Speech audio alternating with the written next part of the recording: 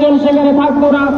1000-এর চাইতো বেশি সংখ্যক যুবকের স্থায়ী ঠিকানা সেখানে স্কুলগুলিতে হয়ে যেত, কিন্তু সেই দিকে না গিয়ে আমরা দেখতে পেলাম স্কুল বন্ধ করে দেওয়ার জন্য এই ধরনের সিদ্ধান্ত সেখানে নিয়েছে। আমরা এই সময়ের ভেতর বলতে চাই যে বছরে দুইবার করে সেই জায়গায় যারা বিএড উত্তীর্ণ রয়েছেন, ডিএলএড উত্তীর্ণ রয়েছেন, তাদের সেখানে পরীক্ষায় বসার সুযোগ একটা সময় এই রাজ্যে ছিল, কিন্তু আমরা দেখতে পাচ্ছি এই সময়ের ভেতর বিজেপি সরকার প্রতিষ্ঠিত হওয়ার পর বছরে দুইটা পরীক্ষা তো দূরে থাক, 2 বছরেও একবার সেখানে ইন্টারভিউর জন্য কল করা হয় না। এবং সেই জায়গায় দাঁড়িয়ে যদি 2 বছরের মাথায় একবার ইন্টারভিউ কলও করা হয়, আমরা দেখতে পাই সেই জায়গায় দাঁড়িয়ে যারাই এই সময়ে সেই সুযোগ দেওয়ার জন্য নামের তালিকা প্রকাশ হয়, তাদেরকে সেই জায়গায় তাদের হাতে অফার দেওয়া হয় না 1 বছর অতিক্রান্ত হলে পরেও। এমন একটা অবস্থার ভেতর দাঁড়িয়ে কৃত্রিমভাবে সেই জায়গায় স্কুলে শিক্ষক স্বল্পতা তৈরি করে, শিক্ষক সংকট তৈরি করে আজকে স্কুলের দরজা বন্ধ করে দেওয়ার জন্য সিদ্ধান্ত এই জোট সরকার সেখানে নিচ্ছেন। আমরা সেই দিক থেকে বলবো আমাদের লড়াই সেটা জারি থাকবে।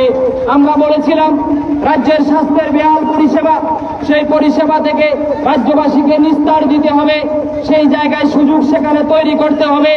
আমরা দেখতে পেলাম বামফ্রন্ট সরকারের ঐকান্তিক প্রচেষ্টায় রাজ্যে 2টা মেডিকেল কলেজ সেখানে হলো, যেই কলেজগুলি থেকে প্রতি বছর সেখানে ডাক্তাররা বেরিয়ে আসছেন।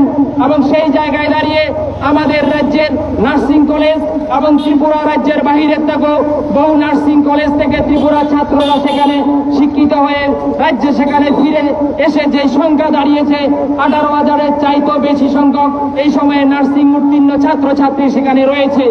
কিন্তু এই সময়ের ভেতর আমরা দেখতে পাচ্ছি রাজ্যের প্রত্যেকটা হাসপাতালে সেই জায়গায় শিক্ষক স্বল্পতা, স্বাস্থ্যকর্মী স্বল্পতা, নার্সের স্বল্পতা রয়েছে। স্বাভাবিক কারণে সেই জায়গায় আজকের সময় দাঁড়িয়ে ডাক্তাররা পর্যন্ত রাস্তায় দাঁড়িয়ে তার হকের দাবিতে, তাদের চাকরি দেওয়ার দাবিতে অনশনে সেখানে নেমেছেন।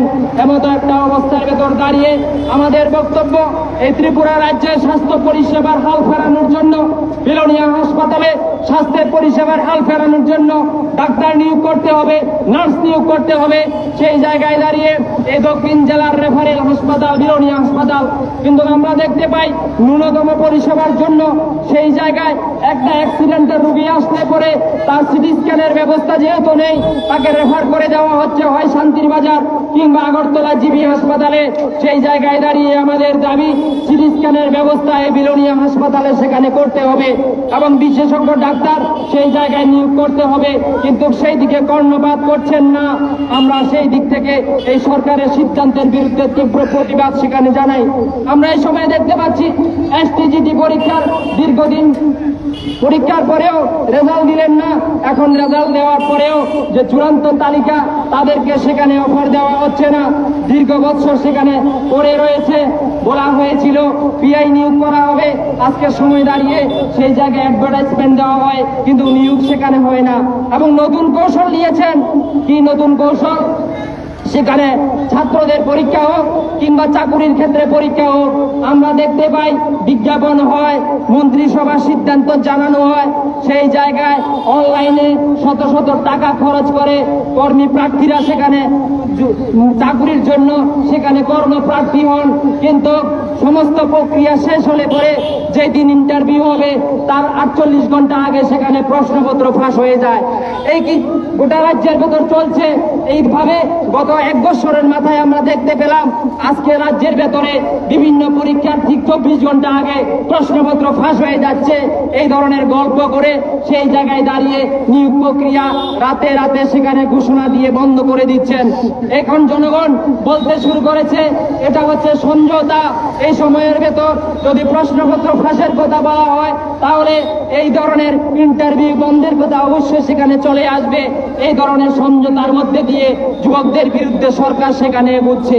আমরা দেখতে পাচ্ছি বলা হয়েছিল ত্রিপুরা রাজ্যকে নেশা মুক্ত করবেন।